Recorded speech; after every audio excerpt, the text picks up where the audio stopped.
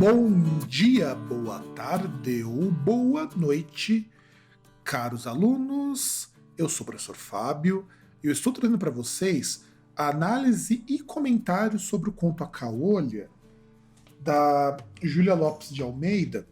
E é importante que vocês escutem com muita atenção este programa, uma vez que ele vai mostrar um pouco sobre o conto, apresentar alguns aspectos da estrutura e também vou aproveitar para retomar as estruturas da narrativa, as estruturas do conto. Então prestem atenção. Assistam também aos outros dois vídeos, o que fala sobre o conto do Miyakoto, O Dia que Explodiu uma Bata-Bata, e também o do Monteiro Lobato, para que vocês tenham uma percepção melhor sobre a análise do conto. Então, vamos começar com a leitura, que a gente primeiro começa lendo o conto e eu vou parando em alguns momentos para fazer alguns comentários. Então, vamos fazer a leitura do conto A Caolha, da Júlia Lopes de Almeida.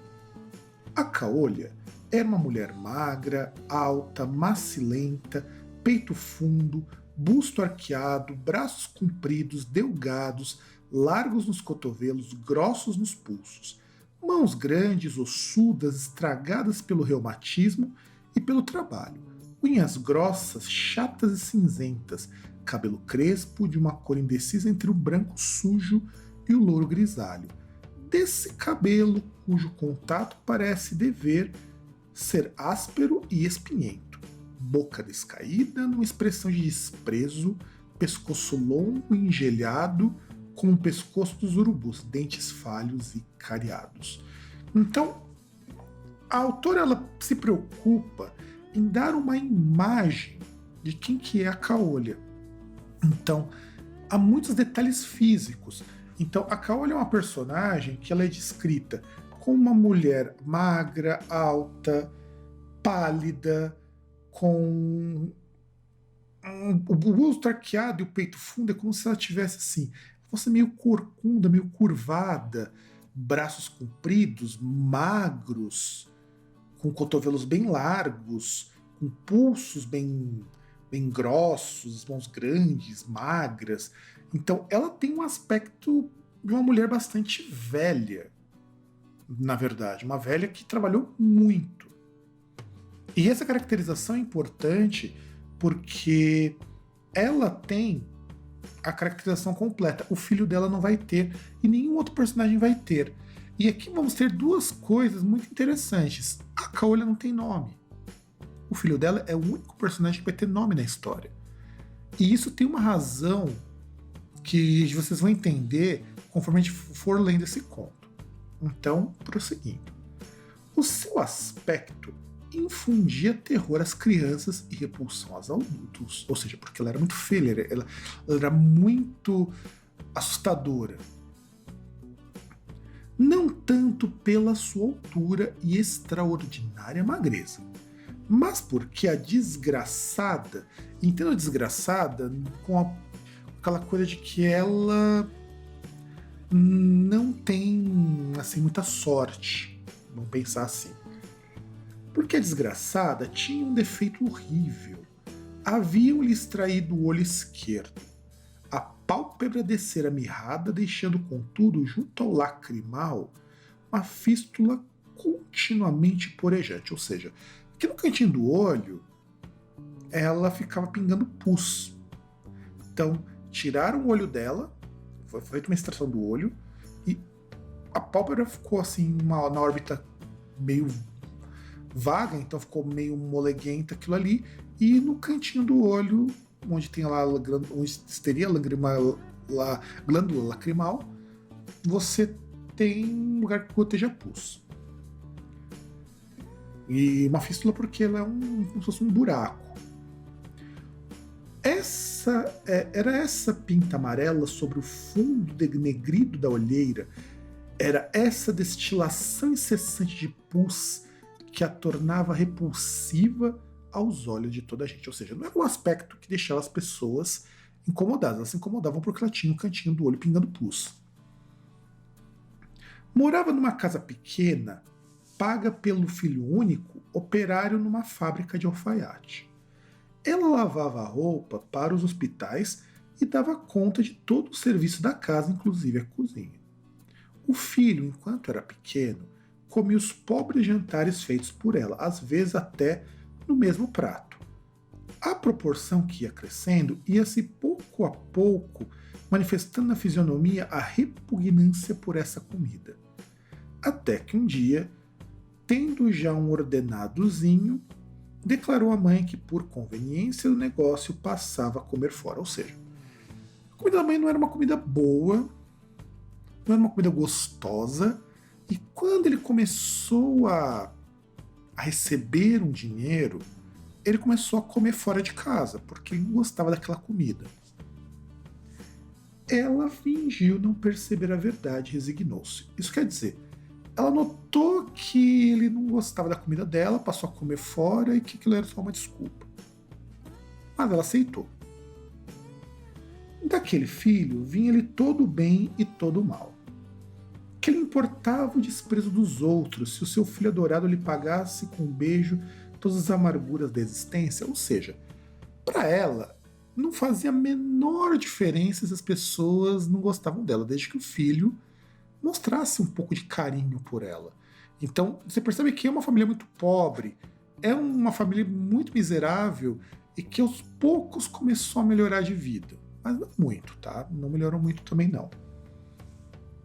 Um beijo dele era melhor que um dia de sol. Era a suprema carícia para o triste coração de mãe. Mas os beijos foram escasseando também com o crescimento do Antonico. Em criança, ele apertava nos braços e enchia-lhe a cara de beijos. Depois passou a beijá-la só na testa, na face direita, aquela onde não havia vestígios de doença. Agora limitava-se a beijar-lhe a mão. Ela compreendeu tudo, media tudo e calava-se. Então você começa a notar que a Caolha, a mãe do Tonico, ela aceita. Todos os maus grados do filho, ela aceita.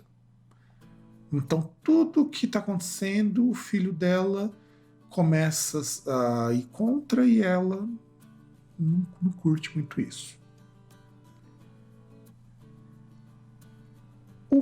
O filho não sofria menos. Então quer dizer, ele nem ligava.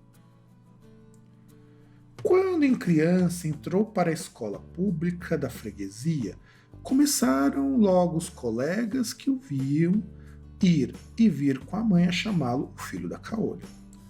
Aqueles esperavam, respondia sempre: eu tenho nome.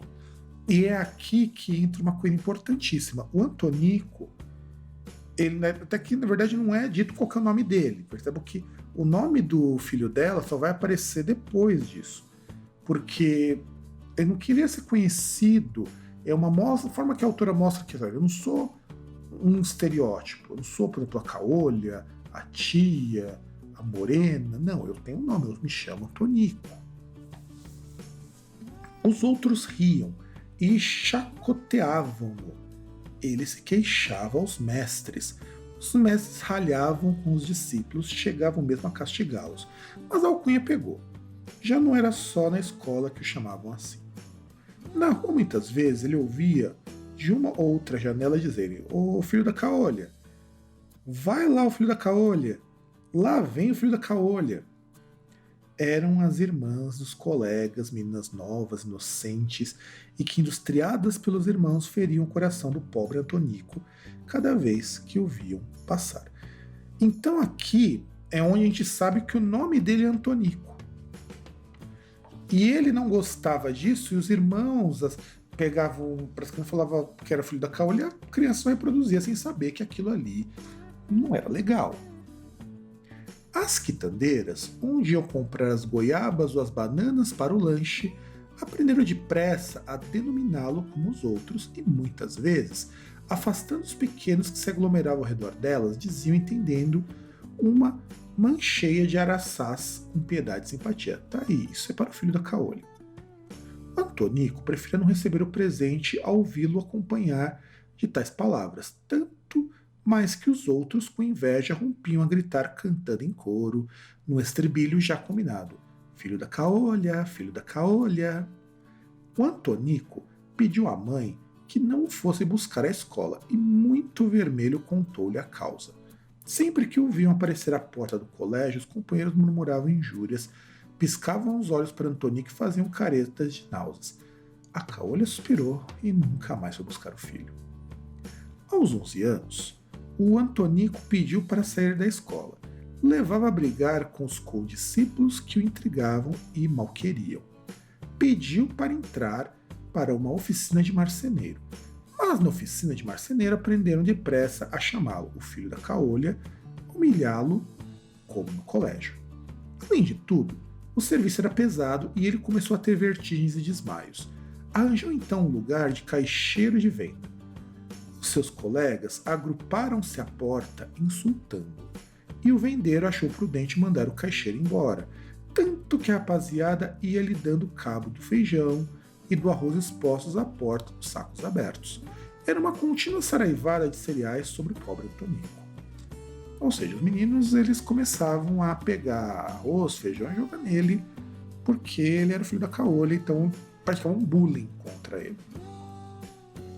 Depois disso, passou um tempo em casa, ocioso, magro, amarelo, deitado pelos cantos, dormindo às moscas, sempre zangado e sempre bocejante. Evitava sair de dia e nunca, mas nunca acompanhava a mãe. Esta poupava-o. Tinha medo que o rapaz, num dos desmaios, lhe morresse nos braços, e por isso nem sequer o repreendia. Aos 16 anos, vendo-o mais forte, pediu e obteve-lhe a caolha um lugar numa oficina de alfaiate. A infeliz mulher contou ao mestre toda a história do filho e suplicou-lhe que não deixasse os aprendizes humilhá-lo, que os fizesse terem caridade. Antonico encontrou na oficina uma certa reserva e silêncio da parte dos companheiros, quando o mestre dizia: Senhor Antonico.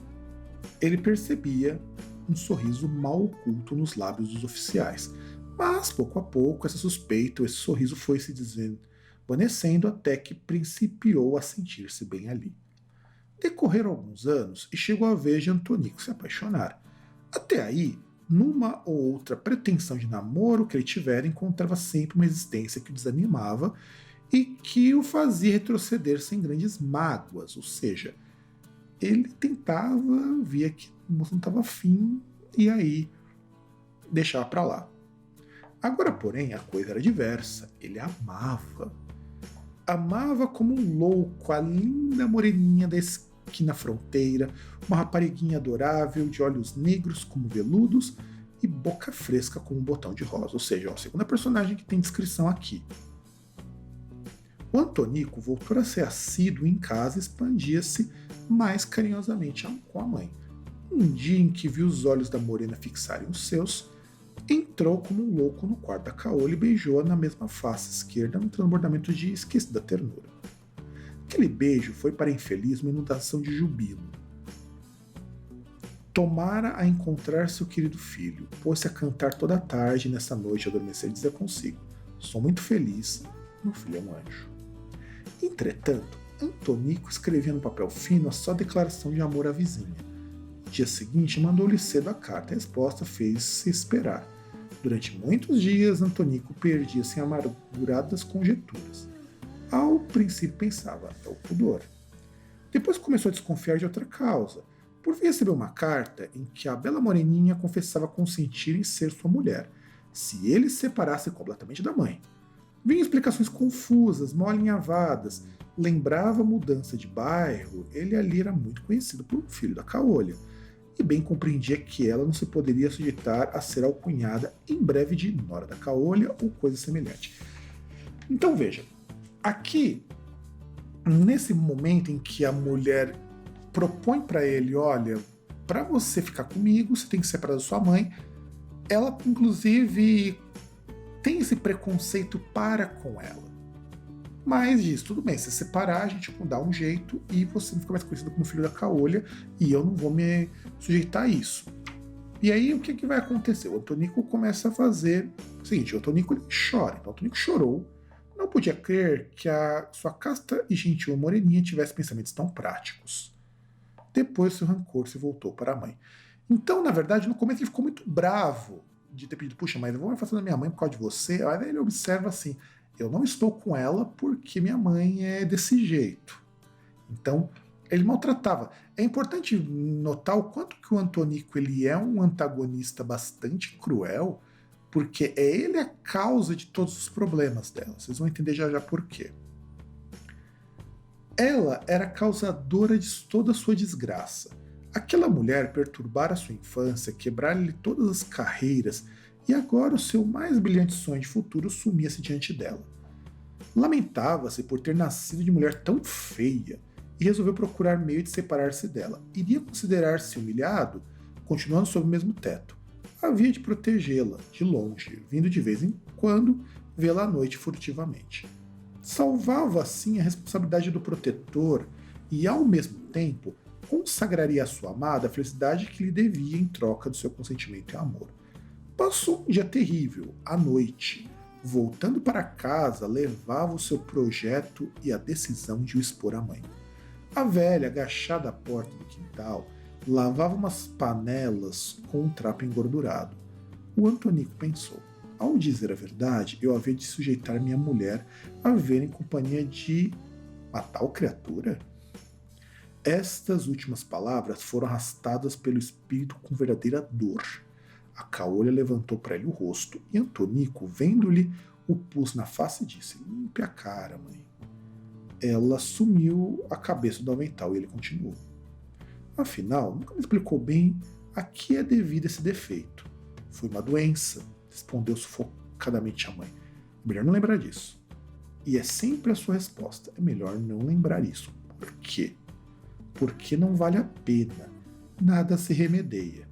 Bem, agora escute, trago-lhe uma novidade. O patrão exige que eu vá dormir na vizinhança da loja. Já aluguei um quarto, a senhora fica aqui e eu virei todos os dias saber de sua saúde ou se tem necessidade de alguma coisa. É por força maior, não temos remédio se não sujeitarmos. Ele, magrinho, curvado pelo hábito de costurar sobre os joelhos, delgado e amarelo, como todos os rapazes criados às sombras das oficinas, onde o trabalho começa cedo e o serão acaba tarde, tinha lançado naquelas palavras toda a sua energia e espreitava agora a mãe com um olhar desconfiado e medroso, ou seja, ele deu uma desculpa e a mãe percebeu que estava falando mentira, ele percebeu. A caolha se levantou e, fixando o filho com uma expressão terrível, respondeu um doloroso desdém: embusteiro! O que você tem é vergonha de ser meu filho? Saia! Que eu também já sinto vergonha de ser mãe de semelhante ingrato. O rapaz saiu cabisbaixo, humilde, surpreso da atitude que assumira a mãe, até então sempre paciente e cordata. Ia com medo, maquinalmente obedecendo a ordem que tão feroz e imperativamente lhe dera a caolha. Ela o acompanhou, fechou com estrondo a porta e, vendo-se só, encostou-se cambaleante à parede do corredor e desabafou em soluço. O Antonico passou uma tarde e uma noite de angústia. Na manhã seguinte, o seu primeiro desejo foi voltar a casa, mas não teve coragem. Via o rosto colérico da mãe, faces contraídas, lábios adelgaçados pelo ódio, narinas dilatadas, o olho direito saliente a penetrar-lhe até o fundo do coração, o olho esquerdo arrepanhado, murcho e sujo de pus. Via sua atitude altiva, o seu dedo ossudo de falanges salientes, apontando-lhe com energia a porta da rua. Sentia-lhe ainda o som cavernoso da voz, o grande fôlego que ela tomara para dizer as verdadeiras e amargas palavras que lhe atirara no rosto. Via toda a cena de véspera e não se animara a arrostar com o perigo de outra semelhante. Providencialmente, lembrou-se da madrinha, única amiga da caolha, mas que, entretanto, raramente a procurava. Foi pedir-lhe que interviesse e contou-lhe seriamente tudo o que houvera. A madrinha escutou-o comovida e depois disse: eu previ isso mesmo quando aconselhava tua mãe a que te dissesse a verdade inteira. Ela não quis, aí está. Que verdade, madrinha? Encontravam a caolha a tirar umas nódoas do fraque do filho. Queria mandar-lhe a roupa limpinha. A infeliz se arrependera das palavras que dissera e tinha passado a noite à janela esperando que o Antonico voltasse ou passasse apenas. Viu o porvir negro e vazio e já se queixava de si. Quando a amiga e o filho entraram, ela ficou imóvel, a surpresa e a alegria arrastaram-lhe toda a ação. A madrinha de Antonico começou logo. O teu rapaz foi suplicar-me que te viesse pedir perdão pelo que houve aqui ontem. Eu aproveito a ocasião para a tua vista contar-lhe o que já deverias ter lhe dito. Cala-te, murmurou com voz apagada Caolha. Não me calo. Essa pieguice é que tem te prejudicado. Olha, rapaz, quem cegou a tua mãe foste tu. O afilhado tornou-se lívido e ela concluiu. Ah, não tiveste culpa. Eras muito pequeno quando um dia ao almoço levantaste na mãozinha um garfo. Ela estava distraída e antes que eu pudesse evitar a catástrofe, tu o enterraste pelo olho esquerdo. Ainda tenho no ouvido o grito de dor que ela deu. Antonico caiu pesadamente de bruços. Com um desmaio, a mãe acercou-se rapidamente dele, murmurando trêmula. Pobre filho, vês, era por isto que eu não queria dizer a verdade. Não queria dizer nada. Bom, aí vamos comentar um pouco as estruturas e algumas coisas relacionadas ao conto. O narrador é um narrador onisciente. A gente diz que é um narrador em terceira pessoa, ele não participa da história, ele te dá alguns detalhes, inclusive dos pensamentos, você sabe o que pensa Caolho, o que pensa Antonico. Então, esse é o narrador mais comum em narrativas. Ele é o mais comum de todos, porque ele é um narrador que te dá mais detalhes e te permite compreender algumas coisas enquanto a história está sendo narrada.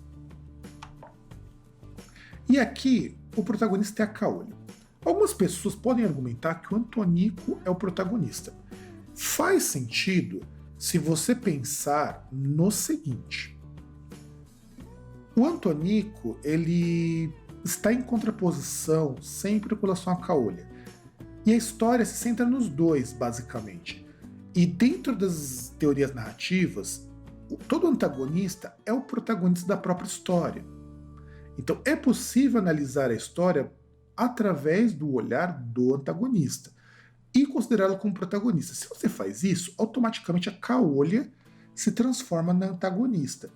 O problema dessa análise é que essa não é uma análise que você consegue pegar muita coisa, porque o título da história, A Caolha, se centra no problema, que na verdade seria a origem do conflito, o fato da mulher não ter o olho esquerdo. Então, isso que é o mais tenso, é esse olho esquerdo que causa problema para ela, porque ela não tem este olho esquerdo, este olho foi arrancado. Então, a gente entende que o antagonista se transforma, no caso, Antonico. Mas se você considerar a Caolha, considerando olhar a história pelo lado do Antonico, faz sentido. O único problema é que esta análise não vai ir muito longe. Você não vai conseguir chegar, por exemplo, na origem do conflito. O Antonico não tem o conflito pelo fato da mulher ser Caolha. O fato dela ser Caolha é o que provoca problemas para ela e para o filho. E você tem um problema com o final, se você considera ele como protagonista. E aí os antagonistas são a madrinha, eu coloquei tia aqui no slide, mas é a Morinha da esquina e a madrinha do Antonico. Dá para considerar também o pessoal que está na oficina, dá para considerar também o pessoal da escola, mas eles não são descritos muito em detalhes. Aquilo ali descreve o seguinte, o cara vai lá, joga arroz nele.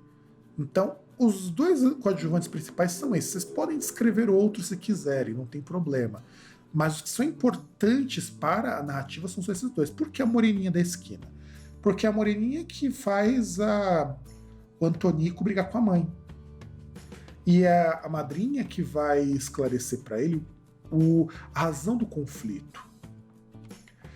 O cenário do conto é a casa onde eles habitam. Por mais que o Antonico trabalhe, por mais que tenha escola, o cenário principal é a casa. A casa pequena, a casa onde ele é expulso, da casa onde ele tenta voltar. Então a casa é o cenário. O tempo é cronológico, as coisas acontecem em ordem, uma após a outra. O tempo não volta, não retrocede. E o clímax? O clímax é o momento em que o conflito está para ser resolvido. Qual que que é o conflito? O fato de que a mulher não tem um olho. Então, ele tem que tentar descobrir por que a mulher ela é caolha. E o clímax se dá justamente no momento em que a tia fala: não, eu tenho que te contar a verdade, que a tua mãe não quer te falar. E o final é surpreendente porque, na verdade, a causa do conflito é o próprio Antonico. Então, tudo que a mãe passa, tudo que ele passa, é culpa dele. Por isso que a gente trabalha com ele como antagonista. Ele que causa todos os problemas. Em narrativa, o conflito que você tem, o grande conflito que motiva a narrativa, é sempre ocasionado pelo antagonista. No caso, por isso que eu falei para vocês que não dá para ir muito longe analisando pelo ponto de vista dele, porque qual seria a origem do conflito? Que conflito que a caolha provocou para ele? Em narrativas mais extensas, como romances, dependendo de como ele é escrito, você até consegue analisar isso. Mas sempre que você trabalhar com o antagonista sendo visto como protagonista, a análise ela não consegue chegar no conflito. Porque é ele que causa o conflito. E o final surpreendente é o fato da mulher não ter um olho, que inclusive o próprio filho questiona, foi porque ele causou isso. E ela não queria contar isso para ele. Tanto que ele desmaia. E qual que é a mensagem? Bom, aqui tem algumas mensagens que o texto passa. A primeira, eu acho que é a mais forte, é a ideia de como que a mulher é submissa. Ela é submissa ao filho, ela vê o filho como um coitado. Então, quer dizer, o filho causou esse problema com ela e ela ainda o perdoa, ela ainda o ama. E o filho, ele não ama a mãe. Quer dizer, ele ama a mãe do jeito dele. Só que, pelo fato de ter sido privado da verdade, ele sente um rancor muito grande. Tanto que a própria narrativa deixa claro que, assim, todas as vezes que eu te perguntei sobre isso, eu sempre dizia que era uma doença. E não era. E aí a causa foi ele. Ele foi o causador de todos esses problemas. O problema que ele sofreu na escola, no primeiro emprego, no segundo emprego também, lá como caixeiro. A mãe foi a pessoa que intercedeu para que ele fosse empregado e ele, muito mal agradecido, pediu para se afastar porque estava namorando. Então começa a questão da relação de submissão, o papel submisso que a mulher tem. A relação familiar também ela é discutida aqui. Então quer dizer, tudo recai nas costas da mãe. A mãe fez tudo o que podia por ele e ele não agradecia. Ele passou a comer fora porque não gostava da comida da mãe, passou a ficar mais tempo fora porque não gostava da companhia da mãe, pediu para morar numa outra casa porque queria casar com uma mulher que não gostava da mãe dele.